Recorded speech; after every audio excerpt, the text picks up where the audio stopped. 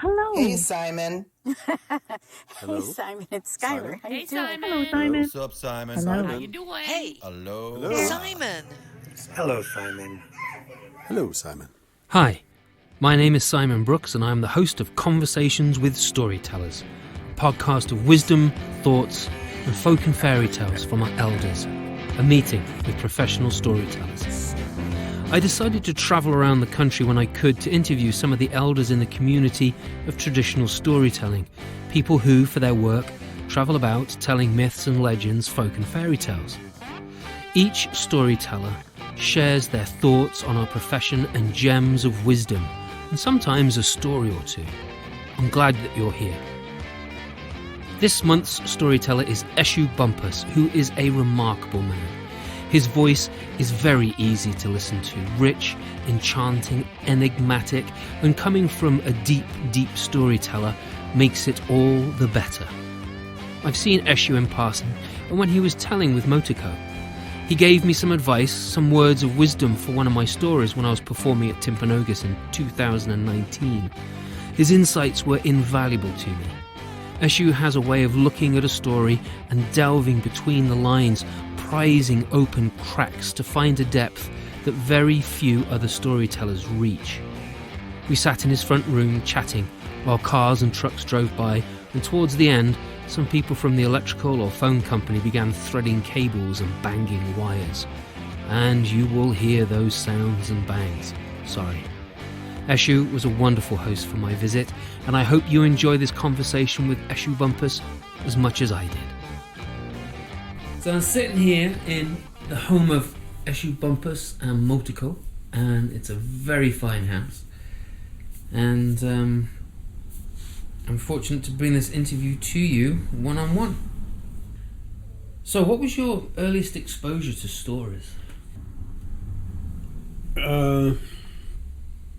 In the form of storytelling, it was when I was about 8 years old.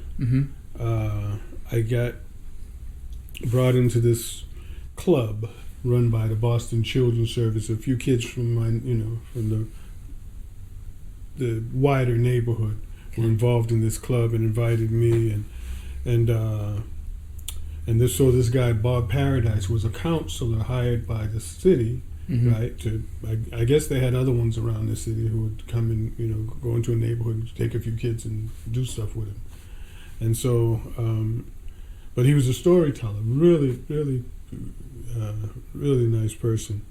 And so he would come once every couple of weeks or so and take us sometimes just for pizza or bowling or something locally, and sometimes on a trip somewhere. And he was a storyteller, and so he'd tell us stories from time to time. And part of this whole being part of this club was getting to go to camp during the summer for almost 3 weeks. Wow, that's a good log camp. It was, and so it was down in Cohasset on the Cape. Oh, okay. Yeah, so we go down there, and a nice little countryside thing, get out of the city. And so we, that was my first exposure to a person who was really a storyteller. And he played guitar and he'd sing, and he was a big Pete Seeger fan, so he would do like Abiyoyo and some of that Pete Seeger stuff. And he didn't have a lot of stories, but we didn't mind hearing the same stories over and over again. Yeah. It's like people with their favourite rock bands, they have their favourite songs that they want to hear, and I think it's the same with stories too. Sure. So there's a hole in the bucket. We sing that every year, a hole in the bucket. I did that this summer. Yeah, it's fun. Yeah, it is. So did you spend a lot of time in libraries? Absolutely, yeah. When 1960, that was the year we moved into the projects. And because I was already a good reader, I was only 7 at the time, but I was a good reader, so they put me in 3rd grade. And so so that meant when that summer came up, by then I was 8, even though I wasn't really old enough to have a library card because I was going into 4th grade. Technically, I could get one. Nice. And so that summer I got my first library card, and I spent hours and hours in the library. Loved it. So. What kind of books were you drawn to? But the folk tales, Yeah. fairy tales, myths, legends, tall tales, fables, all that kind of stuff. I loved stories. So I read them. Do you remember any particular stories from your childhood that stood out for you, that really popped, as it were? Well, there are stories that leave you with questions, like particularly some of the Anderson stuff. Right. Yeah. Leave you with a lot of questions. So they stick in your mind that way. And then there's stories that just kind of take you off into a fantasy, and and that's again Anderson. Sometimes the dreamy side of his stories was really attractive to me. Like, do you know the story of the Tinderbox? Yes, I do. It's a fascinating story. Yeah. And on the one hand, you have this, remember the 3 big dogs that carry, just this idea of getting carried away through the sky and stuff, always fascinated and kind of attracted me. But then on the other hand, you have stuff like, here's this guy, like one of the themes that he would deal with a lot was how unfair soldiers were treated, and they'd come, be coming back from the war, and there's no work, there's no, they didn't get paid, what I'm saying? Yeah. This is, these guys just in a hard situation. Yeah. But here's this guy traveling back, and meets this old lady on the road. She gives him an errand, go down into this hole in this tree and find me the tinderbox. It's in a room such and such a place, and meanwhile there's this chest filled with copper and silver and gold, and he can fill his pockets with as much of that as he wants. All she wants is the tinderbox. He comes back for her to drop the rope to let him back out, and she wants the tinderbox first. He said, "No, let me out first." Yeah. and then when he finally gets out, he wants to know why she wanted the tinderbox so bad. He's got pockets full of gold, but what's about this tinderbox? He ends up killing her. But she's a witch. That's how it somehow justifies, that he murdered. And you don't really. It's really not easy to see this guy become this murderer, go on to have the happy life at the end of the story, be the hero of the story. Yeah. With that in the background, you know what I mean? It's like, so those kind of stories just leave you with, some uncomfortable stuff. Yeah. But there's parts of the story that also take you off into these fantasies that are just really kind of compelling. Right. So it's just, it was always interesting reading those stories, and sometimes you could find an adult you could talk to about it, but sometimes you couldn't. Right, yeah. You just have to kind of deal with it. Yes, I sometimes feel that Anderson also spun his stuff off other folk tales. Like the story of Aladdin, which is very similar to the Tinderbox in some ways. Yeah. Certainly the coming out of the cave and all that. And again, he ends up killing the magician in that story. Yeah, the relationship was different though. It was. Yeah. When we were texting each other, emailing each other, you mentioned some of the influences of storytellers in your. At the beginning, you talked about Brother Blue and Ruth Hill and Danny Kaye and Amos Tutuola. And others. Yeah, well. Danny Kaye was another one. Now, Danny Kaye actually played Hans Christian Andersen and did a movie about it. But Danny Kaye was one. There were certain people that were really interesting when I was a kid that I really liked as a kid because you could see that they really liked kids. Right. You know what I mean? And Danny Kaye was one of those. I think so. That, he was a guy, popular movie star and performer and this, that, but he really liked kids. And so he put himself in these positions that other people wouldn't bother with, like playing Hans Christian Andersen and Pied Piper and, these different things. that he did. And one of the things that he did was he actually made an album of folk tales from around the world in the 60s. You know, who was doing that in the 60s, you know? But I really... Michael Redgrave. Yeah, I don't know. Michael. Yeah, but there weren't many people doing that kind of thing. No, there weren't. You know? But Oscar Brown Jr. was another one that was telling stories, and you know. So in the 60s. So when you mentioned him, I went to look him up, and I saw that he was a singer-songwriter, playwright, poet, civil rights activist, and actor, which is, you know, jack of all trades. But as I was driving up here, I told you I was listening to his album Sin and Soul. Yeah. And there's some really funny songs in there, but there are also some really poignant ones. Yeah. Like the one about the slavery, you know, the auction. Yeah. And that was, you know...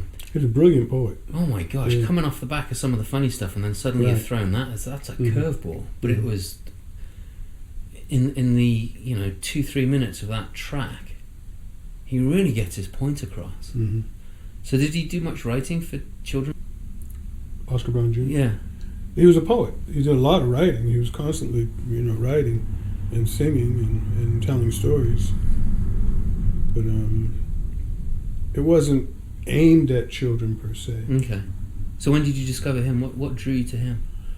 Well, there were a couple of things that were popular, you know, when I was a kid, like Straight Up and Fly Right. Right. The Signifying Monkey. Okay, yeah. Yeah. So that was one of his things. Oh, signifying monkey, gonna stay up in your tree. You're always lying and signifying, but you better not monkey with me, you know. So you know, that stuff became popular, you know? And so that's how you find out about him. Nice. And what kind of influence? I mean, because you use song in your performance work, in your storytelling. Yeah. And people like Oscar Brown Jr. Exactly. played a... Exactly. Yeah. That's really cool. Yeah. When did you decide that you wanted to do poetry, story, song? You know, it's one of those things that's always in you, you know what I mean? So I remember I was probably about 18 or so when I met Brother Blue. I had actually, before I met him, he used to have a radio show, a Saturday morning radio show, yeah, back around 670, 71, so, in Cambridge. Right. And he would tell stories, you know, on the radio on Saturday mornings. And I used to love that show. I used to listen to him all the time, you know. And he'd Brother Blue. He'd be, you know, doing his thing. But it just really thoughtful. You know what I mean? Just very thoughtful. And yeah, even when he's goofing around. So right. He would be, you know, there'd be. I only met him a few times. Yeah. And I really appreciated what he did. Yeah. But he I'll be honest with you, he kind of made me a little bit uncomfortable sometimes. But he was absolutely brilliant. He was a genius at what he did. And I don't think he... I mean, I don't mean this in a derogatory way. I don't think he thought about much about what he did. He just did it. It was like innate. It was inside him. Yeah. Well, he was more himself than most people could ever be. Yeah, I think so. That's just something to admire. You know, he was that way all the time. Yeah. All the time, you know, whether you're sitting in his living room or whether you're walking down the street or whether you know, at a performance, he was the exact same way all the time. Yeah. And Ruth, he was like a kite, and Ruth was the rock tied at the end of the kite so they didn't fly away. Exactly. Yeah, I love Ruth. She's a wonderful woman. Yeah, both beautiful people. Yeah, very much so. So when did you start working with kids? So, I knew I liked working with kids when I was a kid, because when I was about 11 or 12, you know, just like 6th grade, 7th grade, you know, 8th grade, maybe, around that age, my church decided to have a remedial program, because kids were having trouble with school, and they wanted to do something. And so... and this is in Boston, right? This is in Boston, in Roxbury. And so me and my best friend decided to help. We were going to teach classes, and they had some second graders they wanted us to take, and my friend was a good writer and that type of thing, so he was going to take the kids that wanted to do history and English that needed help in those areas, and I wanted to do math.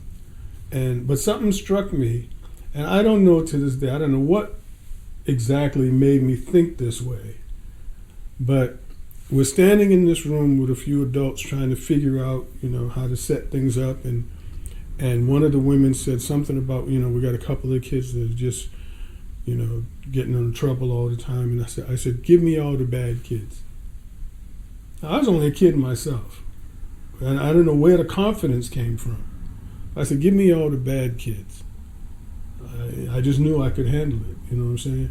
Yeah. And so they gave me this class of, 4 or 5 kids that really, they were having trouble in school, and some of them were getting into trouble. And it turned out one of them, the kid needed glasses, and the teacher kept sitting him in the back of the class. Oh, Lordy. I mean, it's just different things like that that we discovered within a couple of weeks. And within a couple of months, I had those second graders doing 4th grade math. Nice. And we were just having a good time. Yeah. But I knew there was something in me that that wanted to do that type of thing, even then. But it wasn't until the mid '70s when I came up here that I started, working with kids on a regular basis. There was a school, alternative school, over at the School of Ed in UMass called Lumumba School. Okay. And so I taught there, and started doing a lot of storytelling and different things like that, and writing stories with the kids, taking their stories and making them into plays, and we used to use them as fundraisers for the school and stuff, Nice. And then it was something that I knew was going to, I was going to be doing for the duration. I like, if you look here, see that? Yeah. That's what I was doing in the '70s. That was my last piece that I, really. You painted that? Yeah, it's pastels. Oh, wow. Yeah. That's really good. Yeah. So we're looking at That was from 1976. of this woman with a child, Yeah. and they're in South Africa, and actually Namibia, in the desert of Namibia. This Khoisan people. and it's a beautiful picture. I had no idea that you'd done that. I didn't know that you did art. That's what I was doing back then. So were you When I came up here, I was doing art and music. So you were a teacher. So I became a teacher with Lumumba School, and it was a small school, K through 6, one room class kind of thing. They'd split the kids up for certain things, but for a lot of things we had them all together in one class. And so originally, when they hired me, I was partnered with this woman who's now a professor up here somewhere, Maria Wexler. She's an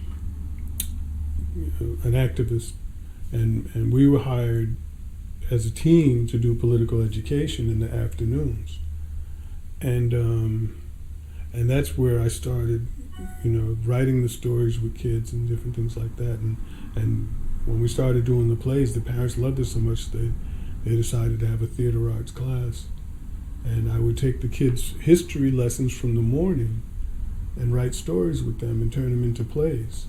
And we performed them, And but I really became absorbed in just working with kids, and so I wasn't able to continue my art at the same time because both are so time consuming, mostly so all consuming. So one had to give. So. Do you still do a little bit of? It's something I hope to get back to. Yeah. But I mean, that's good. You know, that's a really good piece. Thank you. Thank you. So you said in the emails that you had an after school program as well. Right. So then, one of the hazards of being in a college town is that the community is very transient.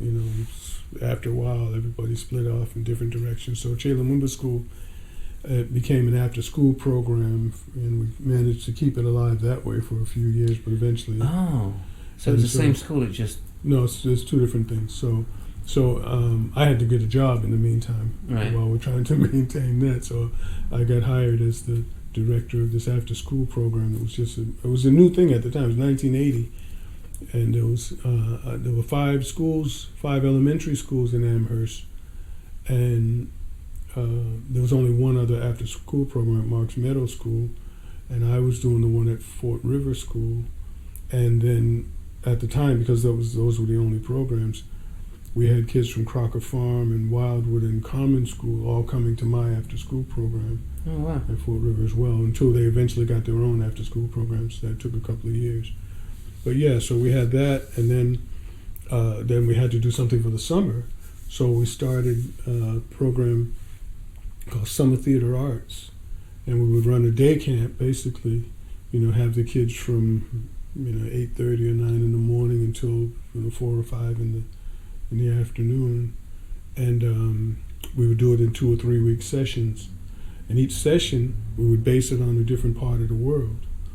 And so like, say if we had a session based on Asia, then I would go and I would just learn a bunch of stories from Asia, and I would tell them to the kids. And not each age group, there usually is 3 age groups, sometimes 2, they would pick what story they liked the best, and we'd write a script from it, and the kids would make their costumes, and the art teacher would have them help them paint backdrops, and we'd at the end of that 2 or 3 week period, we'd have a big performance, and the parents would bring potluck, and that's what we ran that for several years. Every summer. Cool.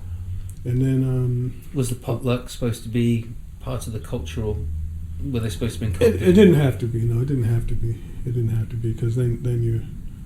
Yeah. It gets more and more involved. But just to have a gathering and everybody contribute to it. So you must have worked up a good repertoire. Yeah. Doing that, and a very varied one as well. Yeah. If you're doing all these different cultures. Yeah. How hard? I mean, you said this was in the early 80s, right? Yeah. And the internet wasn't the books, that it is. So you were going and books. finding these in books. In books and libraries. In books, or talking to people. So, basically just a lot of reading. Yeah. Did you see other storytellers? Who was the first storyteller you saw, other than Mr. Valentine? Paradise. Paradise, sorry. I knew that was wrong, wasn't it? Yeah. Bob Paradise. In the early 80s, J. O'Callahan came to Amherst College once. Tim Van Egmond was already telling stories.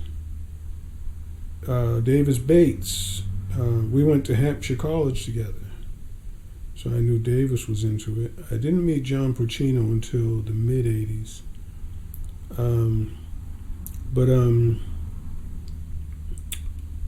I had a friend from South Africa who actually lived with Tim Van Egmond for a while, and he was a great storyteller and poet. He's back in South Africa now teaching. Did you learn from these people? Of course, yeah. What do you think was the biggest lesson that you got from them? Like, what did you get from Tim? What did you get from Davis? And some just inspiration, The interesting thing with Davis was, when we were in the 70s, when we were at Hampshire College, he already knew he wanted to be a storyteller. Oh, really? And it was fascinating to me. I didn't, not that many people were thinking in those terms back then, but he already knew he wanted to be a storyteller. I used to run the Speakers and Artists program at Hampshire, and so he got me to hire Medicine Story. He was a great storyteller, Native American teller. Yeah. And we got to hear him. But there's a lot of good inspiration. That's cool. Yeah. So when you were emailing me, when we were emailing back and forth, you said that when you found or discovered African stories and songs, it opened a world for you. Can you expand on that? Well, my youngest brother John used to be a great dancer. Uh-huh. And so he was, dancing in Boston. They had a program where they actually did a performance based on the Palm Wine Drinkard. I don't know that. That's a book by Amos Tutuola. Okay.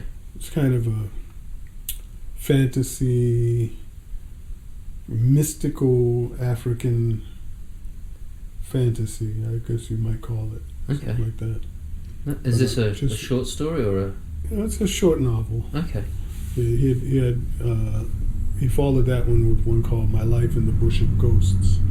And just really, just a really interesting, just unique style of writing and storytelling. Mm-hmm. That just kind of beautiful, kind of poetic and mysterious, And so I loved his stuff. And that was something that I just hadn't, when I went to see John's, performance and stuff, and then I got the book and I read it, and I was like, wow, I just loved it. And something about African music, like people like Miriam Makeba, people like those, always resonated with me anyway, And so this really resonated when I read Palm Wine Drinkard. Just that it's very hard for me to describe, but just the use of language and so by then, though, I started finding more African folk tales and that type of. I mean, I know about Anansi, and I'd seen a couple of Anansi stories, but I didn't at the time have any idea of how many Anansi stories there were. Oh, there are thousands. Right. But a lot of that stuff just, in 64, yeah, or 63 or 62, you weren't finding that stuff in the library in Boston. You might find it somewhere, but not there. Yeah. So, once I started finding this stuff, I started really seeking it out, and that must have been hard back then, trying to find those stories. Well, those sources. It's not like it is now, where everything is, a lot more accessible. Yeah. But you could find things. But the thing about going to college, I was a little older when I went to college, in my mid-20s. When I went to Hampshire College. But the thing about going to college is then you start meeting people from those places. Right. And that's a whole different ball game, so you can, that really just opens up so much. Well, it's primary source then. Yeah. Not tainted by an editor. Or, just another level of richness. Yeah. Because you have the voice. Oh, right. Mm-hmm. That's so cool. Yeah. So what other cultures did you open up to when you were at college, or was it mainly African? Well, the African stuff is personal. Right. But all the stuff is meaningful. Yeah. So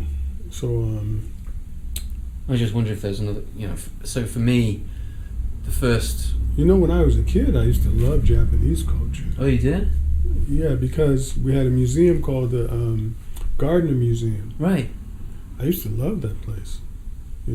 Isabella Stewart. I was one of those kids that would go. Yeah, I was one of those kids that would go to a museum by himself and spend hours. And they always had great Japanese stuff. Yeah. That's. I mean, every surface that you look at Yeah. Whether it's like an exhibit stand or the ceiling, Yeah. there's art Yeah. everywhere in that museum. Yeah. It's a phenomenal place. Yeah. And so that's interesting that you now have this partnership with just Motorco. That's the way things work. Yeah. Mm. So going back to this whole thing of young people, you mentioned technique for organized analysis and distillation of stories to facilitate the story rhyming process. Well, I was talking specifically about rhyming stories. Okay. Because that's a whole nother thing. I mean, I've always had a facility with rhyming. Okay. And I've always enjoyed it because that was part of our growing up. I mean, even, we used to have what's called ranking sessions. Some people call it playing the dozens. Okay. Just making fun of each other. But if you could, rhyme it, see, then you really take off. Oh, really? Yeah, just rhyming was always part of our culture, as as kids, even just rhyming. Whether it's I used to love to listen to the girls outside my window with the jump rope. Oh, right, right, yeah. I used to love the sound of that. It's just all the skipping songs, yeah. Yeah. It's always been a part of who you are. Yeah. So it was somewhere along the line. Once at college, my girlfriend at college had to do some rhyming of a story, and I helped her with that. For some class she was doing, and then later, and I always liked, like I said, Oxford Brown Jr. He would take stories and make them into rhymes and sing them, or they didn't always have to be songs. Sometimes they just poet recited to music. Sometimes it was actual songs. But back around 94, maybe, somewhere around in 95. Motoco, they don't rhyme in Japanese. Okay. That's why the poems are haiku, Right. They go by syllables. They don't go by rhymes, because they don't rhyme, So, so she wanted to rhyme, and that's something I was good at, so I said, I'll take the star, rhyme it for you. I'm not sure what the impetus was at the moment for this particular story. Is this just when you first met? No, we had met, but this is when she first was an earlier part of her storytelling career. She had been telling stories for a couple, it was probably 94, 95. She'd been telling stories for a couple of years. But she asked me to rhyme this story, and so I did. And it reminded me how much I liked that. So I started wanting to rhyme more stories. And there was one story, it's really interesting the way this came about. Sarah DeBeer, you know Sarah? Yeah. Sarah DeBeer, I was staying at their house one day because I was doing some storytelling down there. And she said, I've got this thing I really want you to hear, right? And it was a little video in Italian, this little Italian cartoon of the story of Lion in Love. Oh, right. And it was kind of a silly version of it. And I hadn't thought about that story for decades. And the thing was, it conjured up all these old memories that, that I hadn't thought about for many, many years, since the early 60s. Wow. And I had read that story, and I remember being very disturbed by it and trying to talk to my brother Bobby about it. And so, when I started rhyming stories, that was one I really wanted to work on, was Lion in Love. You know the story? Yeah, it's a dark story. Yeah. I mean, it's sad and it's dark and there's a lot of depth to that story. There's a lot to that story, and for a little boy reading it, it leaves a whole lot. some of those things, like I said, sometimes you could find somebody to talk to, and sometimes you couldn't, and it would just kind of stay in there. Yeah. And you didn't know what to do with it, But that was one of those stories that really just, My equivalent is Gellert, the story of Beth Gellert, the faithful hound. It's a story from Wales about Prince Llewellyn, who's given this pup, and he grows up with it, and he meets this woman and marries her, and they have this newborn baby, and they go out hunting. And Gellert the hound would always go with the hunt with Prince Llewellyn, and Gellert turned back, and the prince like, "Where's Gellert gone?" "Oh, he turned back a while ago." And he's like, "Well, something must be wrong, because he never leaves my sight." And he goes back to the hunting lodge, and the dog comes out wagging his tail, face covered in blood, and his first reaction is that the dog's killed my baby. And they see the crib is turned over and there's blood on the floor, and he thrusts the sword in the side of the dog, and as the dog howls, the sound of a crying baby is heard. Yeah. And then they pull these tapestries that have been pulled down off the walls, and they find the baby is fine, but they also find a wolf that Gellert had slayed, but it's too late to save him. And that was that type of story with me. In the lion story, he sacrifices himself piece by piece by piece by piece. He gave up too much of himself to try to belong. Yeah. So it's a sad, horrible story. Yeah. I mean, horrible in the fact that one feels that one has to do that sometimes, and sometimes we do feel that we have to do that. Yeah. And it's an incredible lesson. That it's a great, and that's on one of your CDs, on your first CD. Right. Yeah. That's a great story. Yeah, those stories, they sit with you, don't they? Yeah. Yeah. So the rhyming process, though, is just really interesting. So, like I said, you have to distill the story. You have to look at the story as a whole thing and really try to get at the heart of what the story's about before you can build it back up into the rhyme that you want to use. Okay. I get that. And it's just a really fascinating process, and it's something that that I love doing so much. I want to be able to show other people how to do it, but I got to really, it's so intuitive that it's hard to break it down. It's hard to break it down. Because you do like digging deep into stories. Yeah. I mean, you go way deep. I mean, I thought that I went fairly deep in my stories, but then you heard me at Timpanogos and you sat me down and we had a chat, and we were talking about the story of the story untold and the song unsung. And we're talking about how it comes from India and how this woman, the things I didn't bring out of that story were the things that this woman had this story and had this song but didn't sing them, but I didn't address why she didn't sing them. Yeah. And that's, that never really occurred to me, because, I know that there are people that don't sing and they don't dance because they just don't want to, but I never really thought about, well, why is that? And then all of a sudden, you look at the culture where the story comes from, which is the Indian continent, and it's like, okay, so maybe she feels trapped, and then it becomes a whole nother story. Exactly. And it gains a whole nother level of depth. And you really like to go deep on your stories. Do you want to talk about that? That's been a process that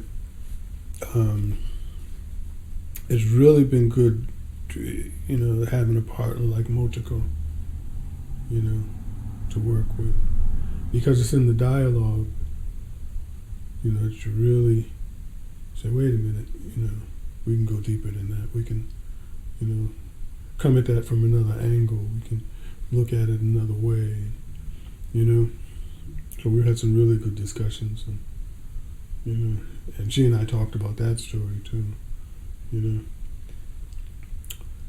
But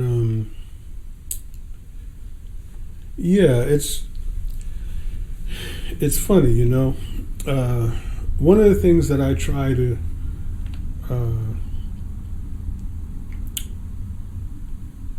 make people aware of, particularly young people, is that you can basically take any story and make it say anything. Right. You know what Absolutely, I mean? yeah. There's a facility there that you have if you just open your mind to it and just, The news does it every night. Oh, goodness. But let's not go there. Yeah. But the funny thing with storytelling is people come at it from so many different angles,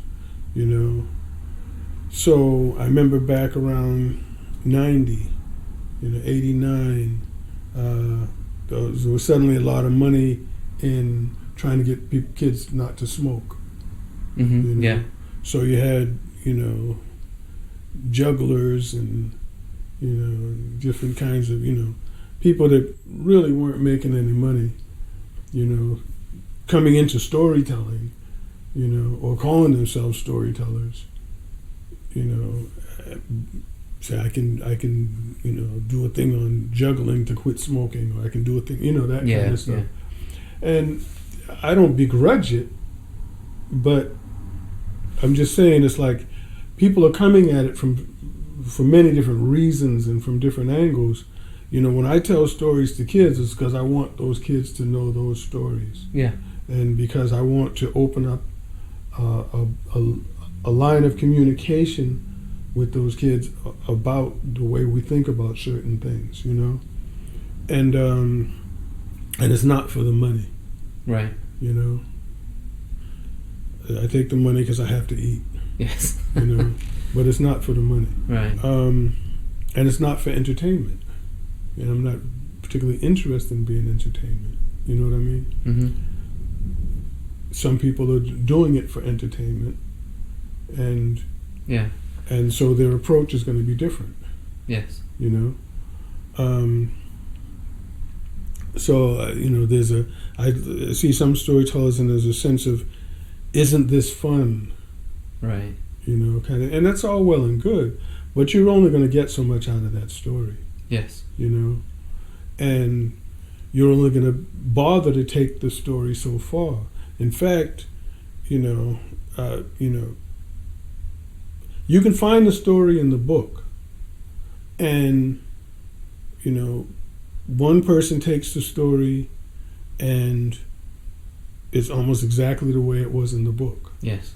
Another person takes the story and it's, the name is changed to the kid down the street, and the setting is changed to the neighborhood, but the story's still the same story. Right. You know what I'm saying? Yeah. And so people are doing different things with the stories, but a lot more could be done. Yeah. Yeah. A lot more can be done in terms of looking at the story and saying what it is you need to say. Right. The story doesn't need to say it. You need to say it. So when I was talking with Ed Stivender last weekend, he's not a big fan of personal stories. I mean, he knows that there are people who are really good at it. Right. He tells stories so that people can check out of their daily lives and find some relief. Mm-hmm. And that's a great thing. Yeah. And to some degree, I do the same thing too, right? I want to entertain the audience that I've got there, and I want to talk about these issues that are prevalent today as they were back then. Right. So there's this story of Jack John that I've started telling recently. It's the original version is called Foolish John. It's the English version is called Foolish John. There's a southern version of it called Opossums or something like that. It's about this possum that goes to visit its aunt, and the butter on the head and all that kind of stuff. Oh yeah. Yeah. So Foolish John is a very similar story, and when I was working on this story, he's not really foolish. He's just literal, right? And calling him foolish or lazy is not right. This is a kid who is probably on the spectrum, And you look at some of these stories. I was reading an article about the Iliad and how Homer is describing post-traumatic stress disorder. You know, the soldier's symptoms are post, you know. And, you know, you look at these stories of these foolish people that aren't really foolish, they just have a very particular way of acting. And it's like, well, these are describing kids people that might be on the autism spectrum in some way. And so by telling these stories, you're making these kids feel more included, right? Talk about Rumpelstiltskin, you're looking at, you know, and I think we talked about this at Timpanogos as well. There's that whole thing of like putting a girl up in a tower, like putting her up on a pedestal. You know, this, you know, she's unattainable, and yet she is attainable because the prince gets her, and it's about teen pregnancy, and it's about being a single mother for a certain amount of time, although that's not addressed in the story that much. But you know, she's looking after these kids for a year before the prince finds her and his eyesight's returned. You know, so there's all these cultural. That's Rapunzel. Yeah, Rapunzel. What did I call her? Well, you were mixing the two stories. Oh, sorry. So Rapunzel. You know, it's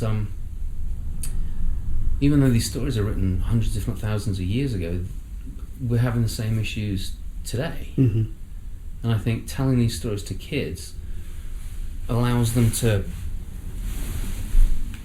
understand that it's been going on for a lot longer than they ever imagined. It's not like a modern phenomenon. And that, you know, other people have that issue too because they're writing stories about it, or they've created stories about it. And I think that's, for me, that's really important about folktales. And that's why that's why I'm doing this podcast, talking to elders in my community like yourself, because I think it's really important that kids hear these stories. What are your thoughts on that? Yeah, I think there's a lot of value in those stories, and I think that there's even more value in getting kids to create their own versions of the stories. That's one of the things that I love to do. That is. So what does that do for the kids when they create their own versions of the stories? Well, my brother used to always like to say, teaching is the half of learning. You know, one of the things I like to do with, particularly with middle school kids, is I give them a list, a long list. You can download a list easily of positive character traits. Right. You can have maybe 4 columns on a full page, you know, just positive character traits. And I hand it to each of them. I say, just circle the ones that apply to you. You know, kind, honest, clever, you know, hardworking, whatever. Just circle all the ones that apply to you. And then decide what you want your story to teach. You know. I like that. Yeah. You know, the thing is, these are important things to look at. Yeah. To look at how much there is that's great about you. Because all the time we're being told we're not good enough. Yeah. So let's look at that stuff, but also realize not only do you understand the value of it, you can teach it to somebody younger than you. That's really cool. Yeah. And then for a middle school kid, they need that. Yeah. They really need that. And the kids that look up to them, those 2nd and 3rd graders, they need that. Yeah. They need to hear that stuff from them. That you should be honest. The teacher's gonna tell you that. But they don't listen to teachers. But the 6th grade kid is gonna tell you that. Yeah. And it's gonna mean more. Yeah. I like that. Yeah. And that's you know, the folktales are valuable for doing that kind of thing. It's a vehicle. It's because it's already in the design. It's designed for communication across generations. Yeah. That's what the folktale is. You know? I like that. Yeah. I love doing these interviews. There's always these little treasures like that pop out. I love it. Anyway, how do you pick a story? When you're going through anthologies or when you're listening to a storyteller and you come across a story that you like and you decide, I want to pick that. I want to tell that story.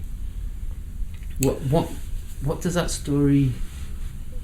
Sometimes it's the rhythm of the language or the rhythm of how the characters interact.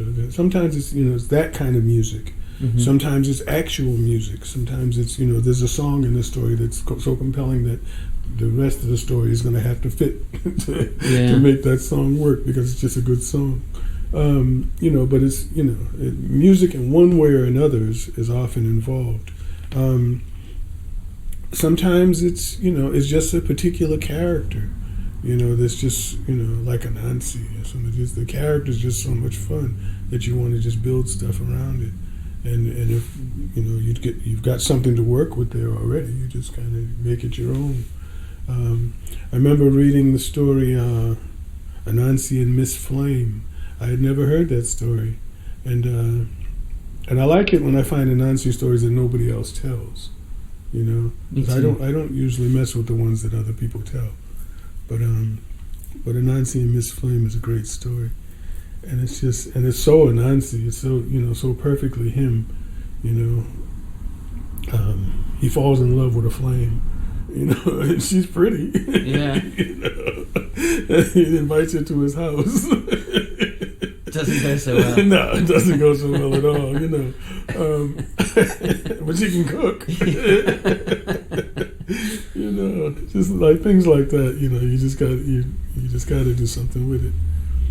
Yeah, I found one of those recently. It's an Anansi story from Antigua about the honey tree. Have you heard that one? No. You haven't? I don't know. Oh, it's a great...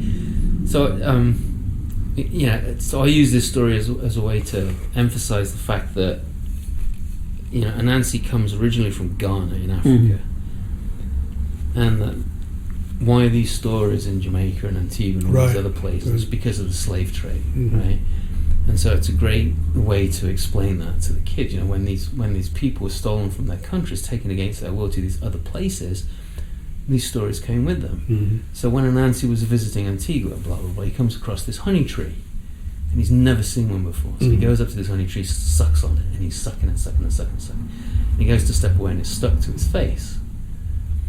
And he says, "Honey tree, let me go." And the honey tree says, "My name is not Honey Tree, my name is Wheelam." Oh, okay. Yeah, there's a bunch of those where the witch whose name is Five. Right. Yeah. So he sets everybody else to say the witch's name. Yeah. And there's the one with the sweet potatoes that I like when he hasn't got any food to swap at the market. I can't remember that one. I want to tell that story. I like that story. Anyway, so once you've picked a story, where do you go from there? And does it depend on the story? Of course it depends on the story, but the first question for me is there going to be a song? Okay. If there's going to be a song, then that's the focus, and the story builds around where the song is. If there's not going to be a song, then I have a whole nother reason for telling the story. So. And is that when you start to dig deep to find out? Right. Especially if it's not going to have a song in it, I've got to have some other thing going on that I'm trying to get to. Right. Like for example, Friday I had assemblies of sixth graders, so I had this one story that I wanted to start with.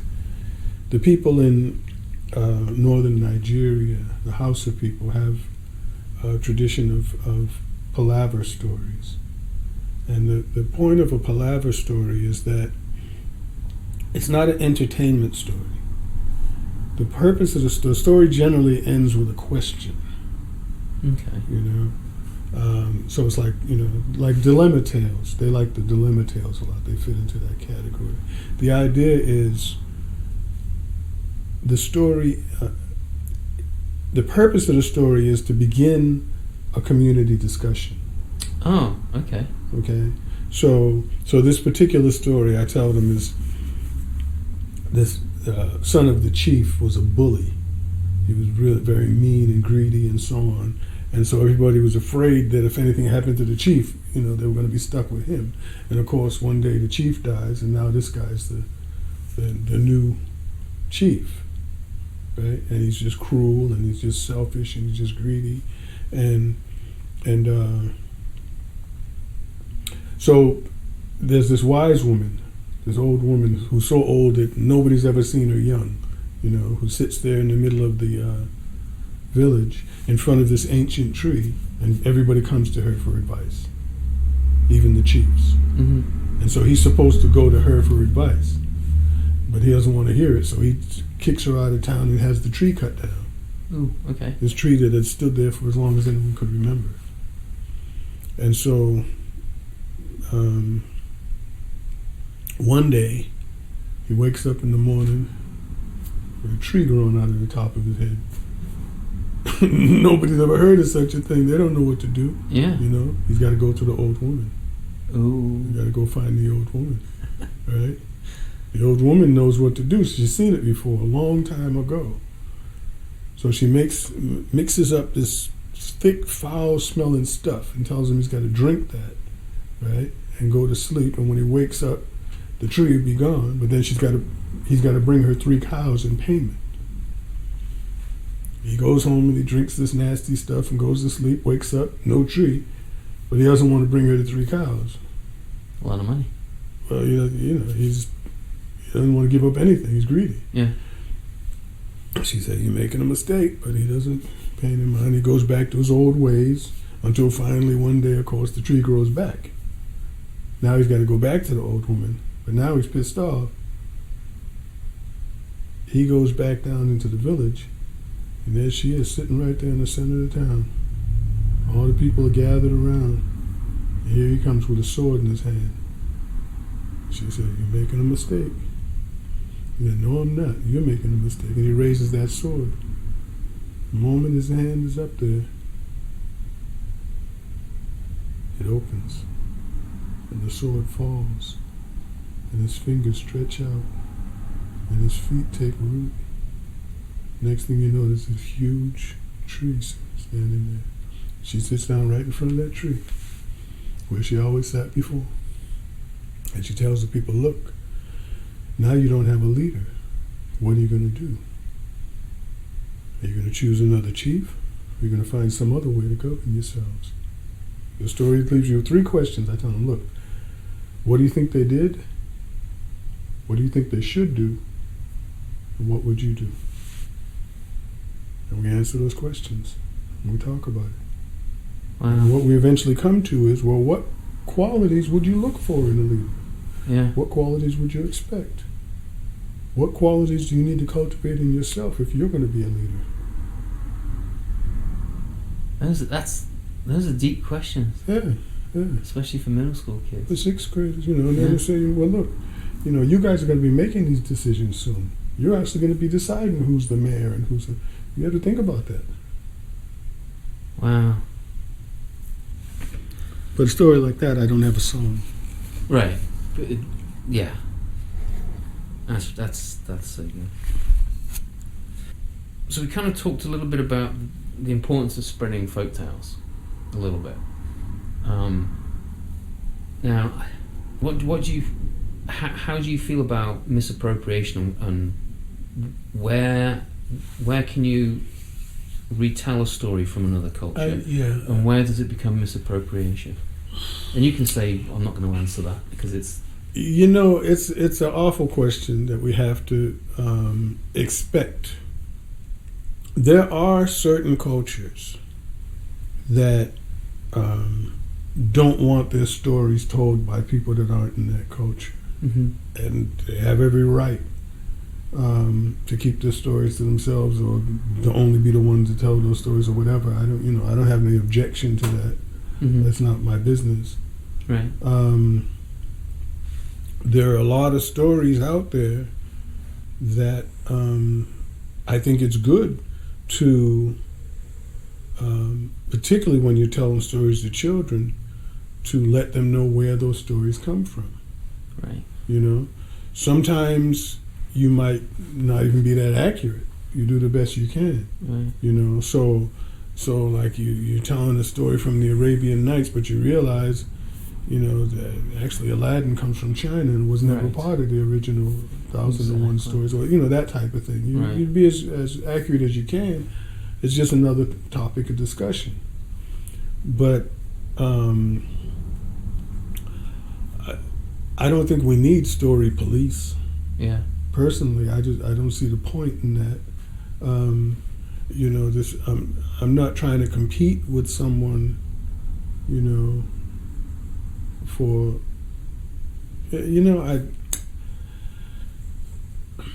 I think most of that discussion is ridiculous. Okay.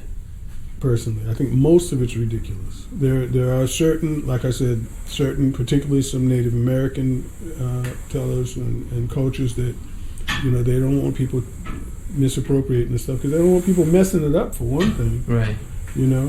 And this goes back to the whole issue of the depth of the story. Right. Sometimes people are telling stories and they have no idea what that story is really about. Yeah. And that's frustrating, but that's not because they're misappropriating the story so much as because they just didn't understand the story in the first place. Right.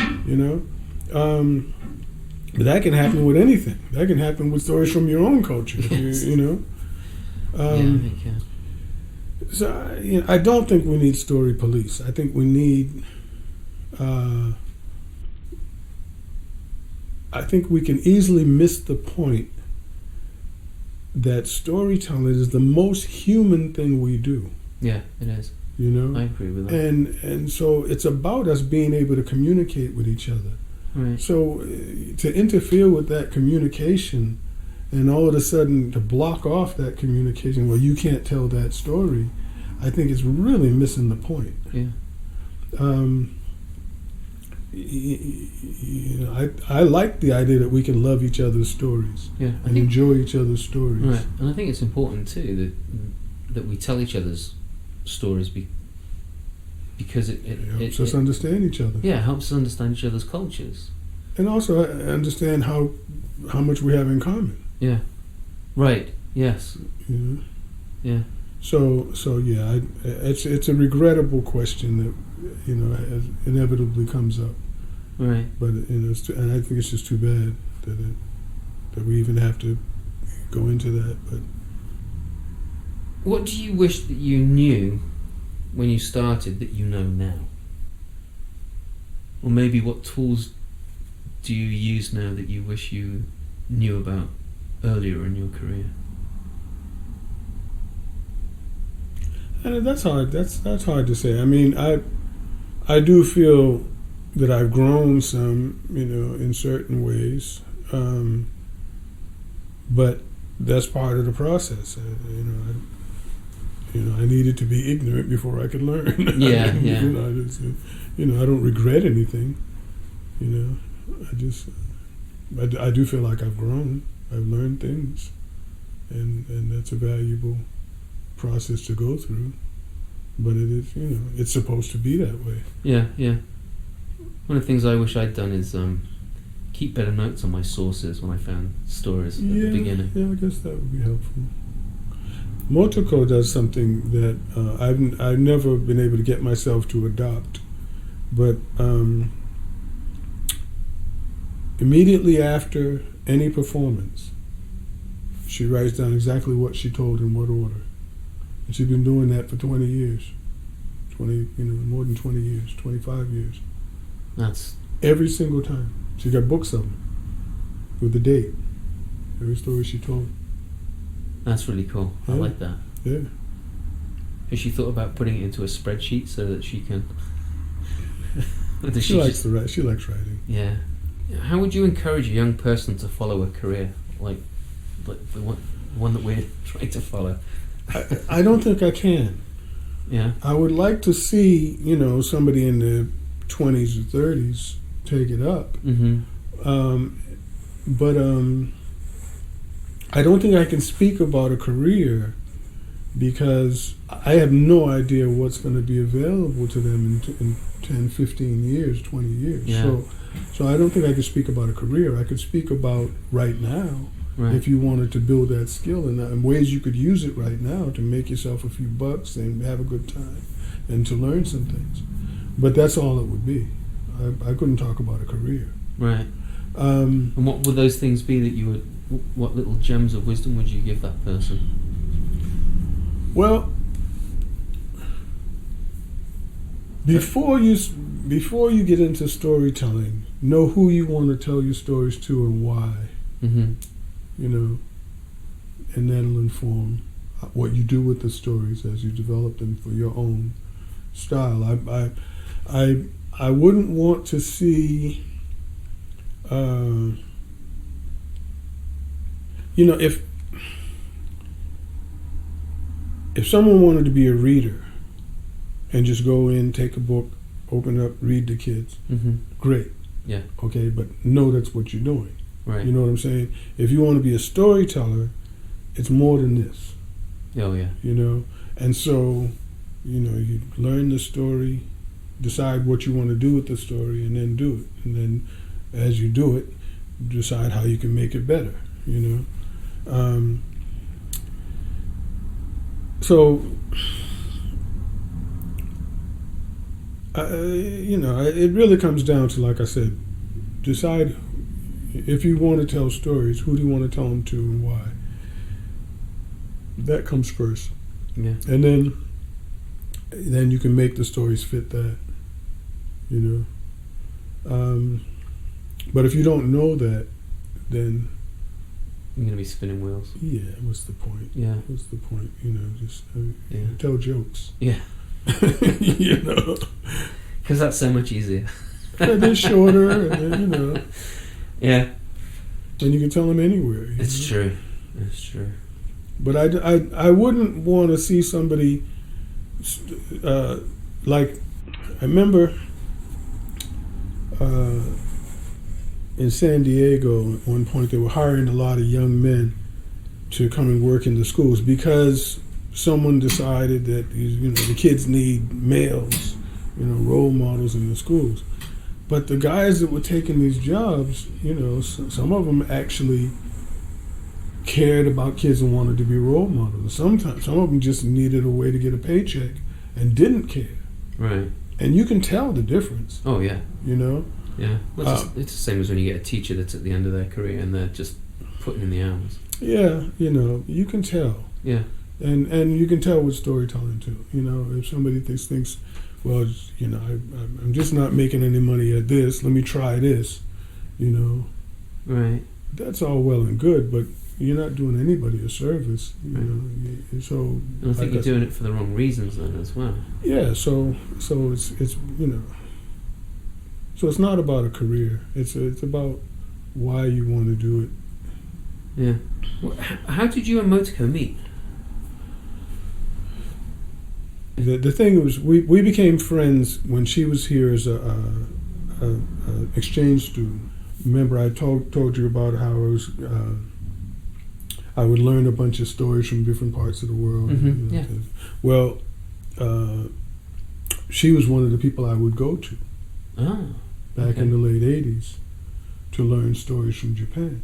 Like, for example, this school in East Hampton, I went there and told African folk tales one time, and they were all excited. They said, you know, they called me the next year, can you do Asian stories? I said, fine, Yeah. right? And so I went to Motoko and learned a bunch of stories, you know? Yeah. Now, one day, this was really interesting. One day, we were doing a program, and this friend of ours was going to tell a certain Japanese story, and I wanted to go to Motoko to just kind of get some advice about the story, and she said, yeah, I remember that story, and this, and you know, she didn't take it very seriously, but she just off the top of her head told the story the best she could remember, and told it 10 times better than this professional teller was telling it after working on it. You know what I'm saying? And she was just like, you know, just kind of matter of factly off the top of her head, and I said, oh shit. And then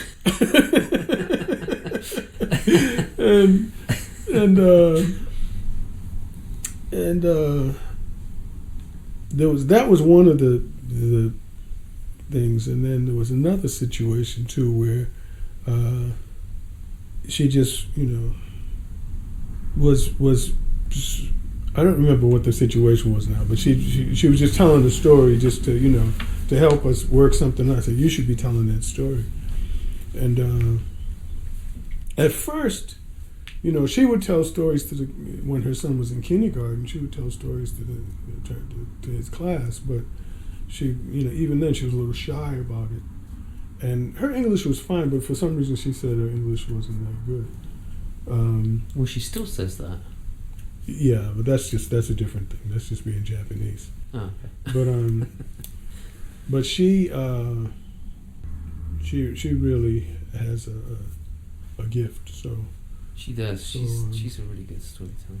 I just, at one point I just said, really have to start telling. So we started going out together, and she would tell a story or two, and then she'd put her own set together, and then put another set together, and within a year she was off and running with. Wow, that's excellent. Yeah. That's really cool. And you two work closely together with your stories. Yeah, we always run our stuff by each other and Yeah. talk about it and see if you can get deeper. Exactly. Yeah. Exactly. And I've done a number of rhymes for her now. Well, you saw that. Yeah, I did. So I've rhymed quite a few stories for her, and those we always go back and forth about. Are we getting to the right? Are we hitting the right points? Are we getting to the heart of the story? Is this really? Like the one Urashima was a great story. I've always liked that story anyway, and that was just her mother was dying, so she was in Japan that whole summer. Uh-huh. And so we had to do it over the phone and through email. I'd write a piece, send it to her. This was 2003, I guess. But it was the summer. And so I would, write a piece, and at nighttime she would, when she got through dealing with her mother, she would sit down and read it, and we'd talk about it. We decided time was really the essence of the story. About time. And it was just a really interesting process going back and forth. Oh, I bet. Trying to make that story work. Because she had to also think about not just how to tell each part of the story, but how she was going to physicalize each part of the story. So each passage had to have some kind of clear, presence, that she could physicalize. And it's just really fascinating stuff. I like what she does. Because I hadn't seen much of her work until Timpanogos. Yeah. And I saw a bunch Well, that of was it. the thing. Before she was a storyteller, she was already a brilliant mime. And so, I remember going to see her one-woman show back around like 1990, I think it was, and just being blown away. Just being blown away with incredible grace and expressiveness and precision and art, Yeah. Just really incredible. So I was really glad that she let go of that notion of, my language is not. Yeah, because she had the language. She just. Yeah, she's fabulous. What's your favourite place to be? Home. Yeah. Yeah. Who with? Yeah. Assuming Motoko. I'm assuming. Is there a storyteller, either living or dead, that you would like to sit down with and discuss the art or swap stories with? The swap stories was interesting. Or discuss the art? Yeah. There's a poet named Andrew Saki. He died a few years back, quite a few years now. But he used to teach at Hampshire, and sometimes I would get to sit down and talk with him, about things, stories and writing and just ideas more than anything else. And that was very good, very good. But he had a real rich understanding of how to make a story and how to get he was a master craftsman with language. Nice. So he could really just, with the fewest amount of words, just say so much.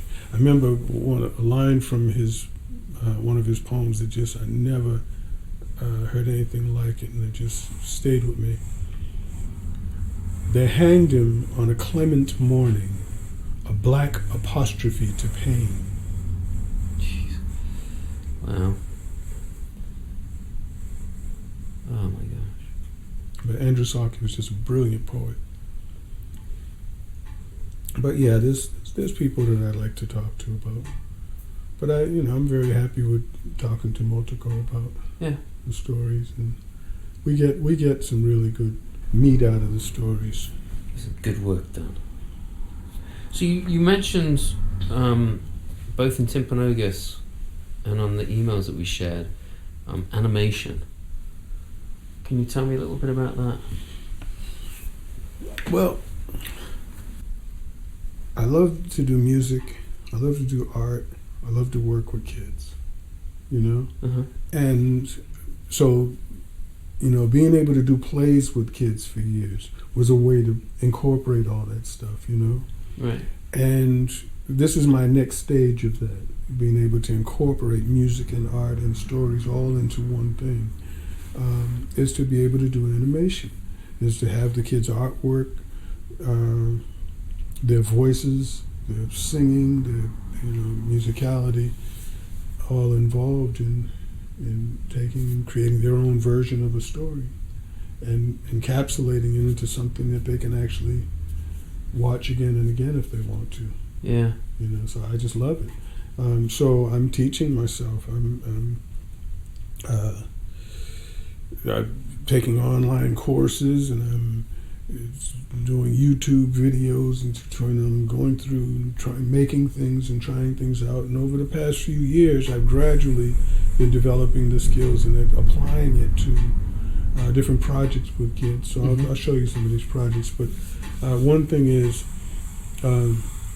there's certain softwares that are just great, just make the stuff so accessible. So there's this software I use called Crazy Talk. And Crazy Talk is nice because this is by a company called Reillusion.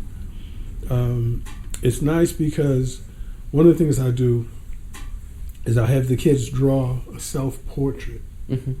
And so they draw the face front, just a line for the mouth. They can put lips on it, but the mouth has to be closed and just a line there. And then with Crazy Talk, you mark off certain points that are going to be animated, and you can actually record the person's voice and have the drawing say what they just said. Oh, no way. And it's beautiful. So That's neat. So like I was working with a group of kids down in Bridgeport, and it was an after-school program, so I only had the kids for a limited amount of time. Yeah. So one of the things I had them do was I had them each draw a self-portrait and say what they want to do to help the community when they're older. I never ask kids, what do you want to be when you grow up? Because then you're going to hear about money. I'm not interested in money. Right. I'm interested in what you want to do to help others. So I asked them, what do you want to do to help the community when you're older? And it could be anything, So one kid said, I want to be a football player and I can teach other kids how to play football.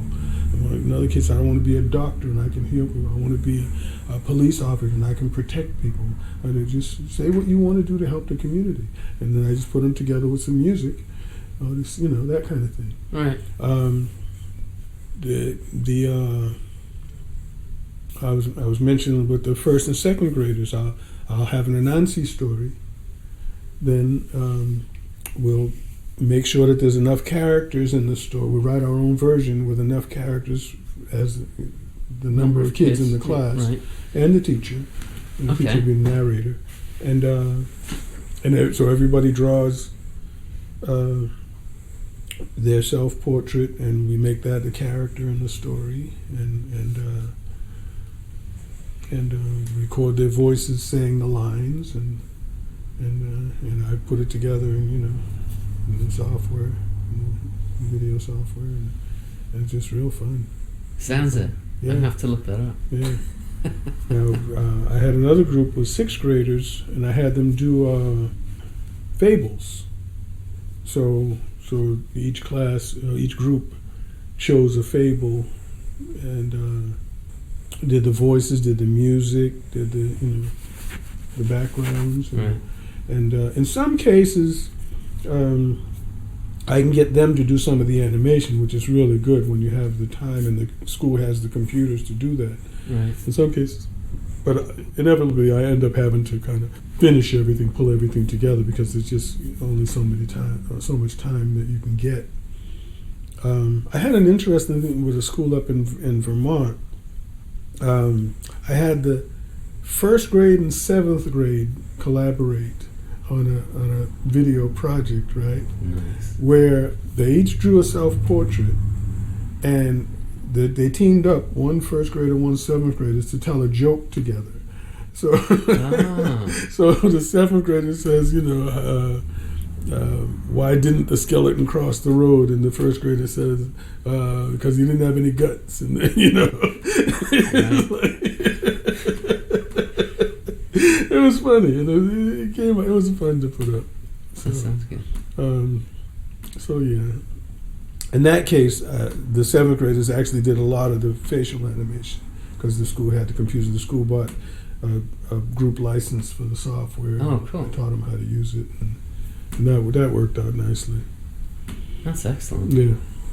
That's really good. Yeah, I did a project at a school where the third graders were doing fractured fairy tales, and then we took all those third grade stories and we gave them to the fifth graders, and the fifth graders learnt those stories. Nice. And then they performed them for the whole school. Beautiful. And what was unbelievable, because the first story comes out and there's this fifth grader up there and all the little kids. I'm sitting with the third graders, right? And I can hear this kid saying, "Wow, it's very much like my story." No kidding. Right? And then as it got, it was a 2-3 minute story. Yeah. But they're like, "That's my story." Hey. And then at the end of the story, I said, "This story was written by blah blah blah," and they're all this, "That's you," and they all turn around, and then the next fifth grader came up and started telling a story, and they're like, "That's my," and they're all, it was just so cool to see these little kids' work absolutely performed by these older kids. Absolutely. That was just phenomenal. Absolutely. I love that. Yeah. One of the things I do in collaboration is the kindergartners will write a group story, and then I bring it to the 5th or 6th grade and have them illustrate it. Oh, nice. And then I have them just do line drawing, right, and then take it and make a coloring book out of it. And so every kid gets a coloring book made from the story that they wrote. That's really neat. Yeah. I like Got a that. bunch of those. That's cool. Yeah. What lights up your eyes with storytelling? Just that type of thing. Yeah? Just that type of thing. Seeing the kids, being able to enjoy what they've created Yeah. in a unique way. Yeah. So I love that third, 5th grade collaboration. Yeah. It's something magical about that, isn't it? Yeah. That's fabulous. Yeah.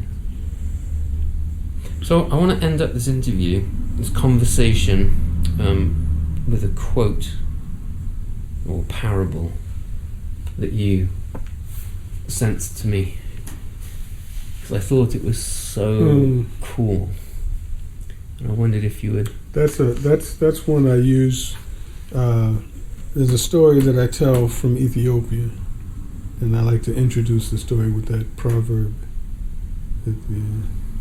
Because the story, lots of people tell this story. It's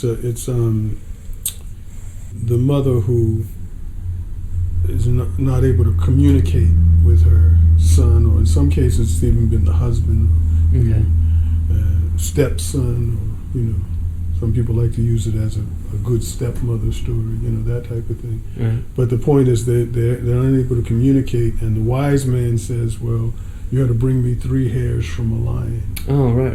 Yeah. The lion's whiskers, the tiger's whiskers. Exactly, yeah, tiger's yeah. whiskers. So, Yeah. so she has to go through this process, and that takes a lot of courage and a lot of difficulty. But she, eventually is able to come back with those 3 whiskers. So I introduce it by saying, the child who's crossing the river on his parents' back has no idea how cold the water is. I love that. Yeah. It's so cool. Yeah. I love it. There's so many African. That was another thing that back in the early '70s that I discovered that I just really loved was African proverbs. Yeah, we have the proverbs on your CD though. They're not all African, are they? Mostly. Oh, they are.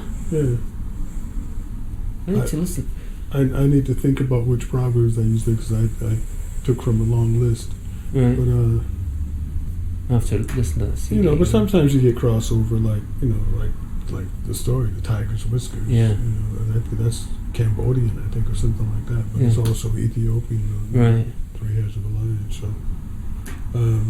Yeah, I mean, sometimes there's crossover, but I think they're mostly. I might have picked one from someplace else. I don't actually remember which. I'll have to listen to it.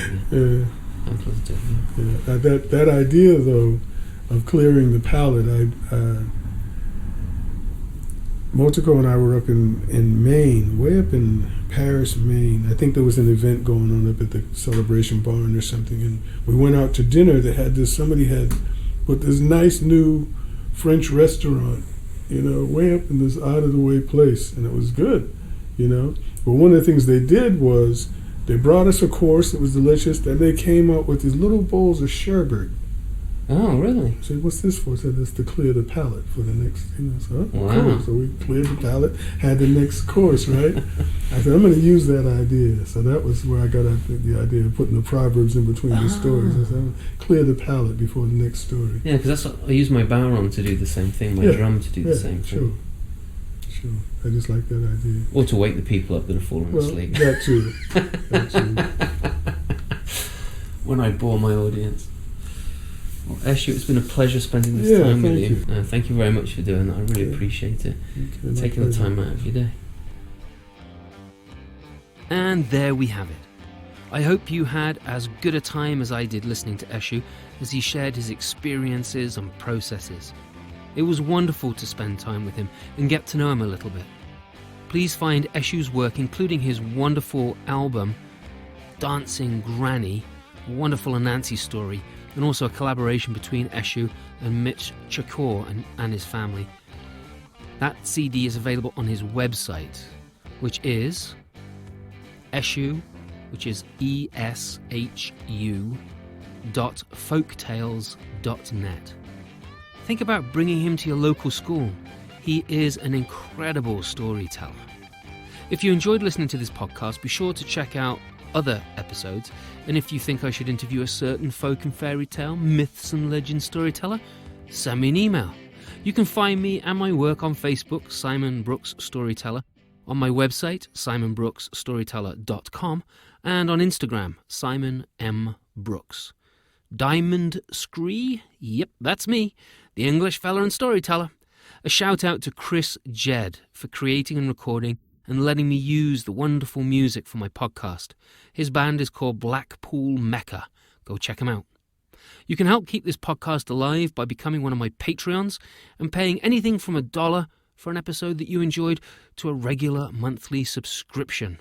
In return, you will get extras, early release, and exclusive content of my work. That's at www.patreon.com/Simon Brooks.